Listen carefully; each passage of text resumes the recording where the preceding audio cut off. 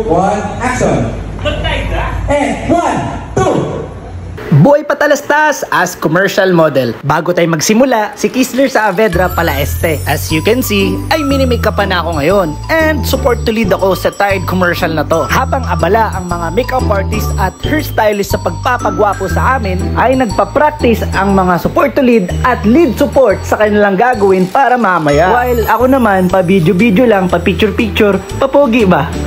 Uy, outfit check. Nako, hindi nakikichismis lang talaga ako kung anong mga nangyayari sa labas. Bigla akong nabagot kaya bumalik na lang ako sa tent. Nag-review para sa mga gagawin ko mamaya. Kala mo naman ang daming gagawin ni Kisler, no?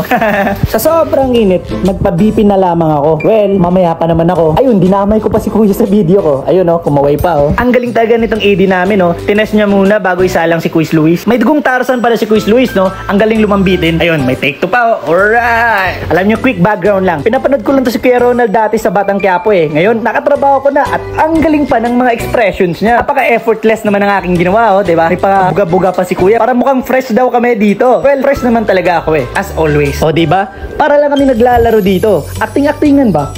At dito, nagtatapos ang aking mini-vlog. I hope you enjoyed it. Stay tuned for my next one. Adios, mga amigos.